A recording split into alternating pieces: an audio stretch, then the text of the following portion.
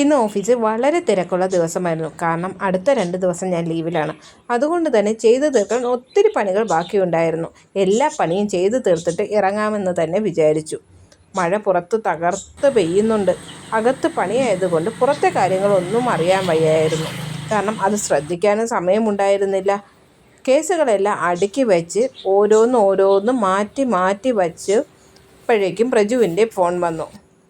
ഞാൻ ഇങ്ങ് എത്താറായി, സാധനങ്ങളെല്ലാം പറക്കി വെച്ചോ എന്ന് പറഞ്ഞ്. അതുകൊണ്ട് തന്നെ പെട്ടെന്ന് ബാഗൊക്കെ പാക്ക് ചെയ്തു, എല്ലാ സാധനങ്ങളും എടുത്തു വച്ചു. ഞങ്ങൾ 2 പേരും സ്കൂട്ടറിൽ ഇറങ്ങി. പുറത്ത് മഴയായതുകൊണ്ട് തന്നെ റെയിൻകോട്ട് ഇട്ടാണ് ഇറങ്ങിയത്. നല്ല ചെറിയ മഴയത്ത്, ചാറ്റൽ മഴയത്ത് യാത്ര ചെയ്യാൻ പണ്ടേ ഞങ്ങൾക്ക് ഇഷ്ടമാണ്. ഞങ്ങൾ യാത്ര തുടങ്ങുമ്പോൾ ചെറിയ മഴയായിരുന്നെങ്കിലും പകുതി എത്തിയപ്പോൾ നല്ല പെരുമഴയായി.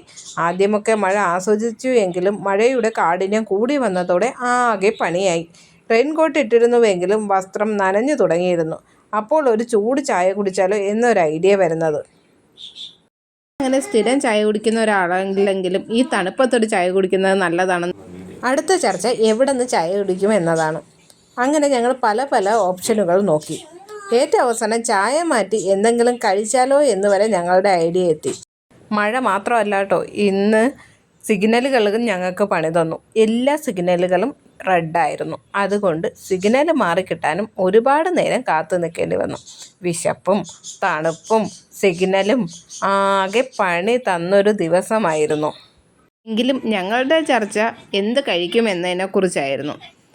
എന്തൊക്കെ കഴിക്കാം എന്നതിനെക്കുറിച്ച് ഞങ്ങൾ ചർച്ച ചെയ്ത് അവസാനം എവിടെ നിന്ന് കഴിക്കാം എന്ന ചർച്ചയിൽ എത്തിച്ചേർന്നു. അവസാനം എന്തായാലും ഇന്ന് കഴിച്ചിട്ട് വീട്ടിൽ പോകാം എന്ന തീരുമാനത്തിൽ ഞങ്ങൾ എത്തിച്ചേർന്നു.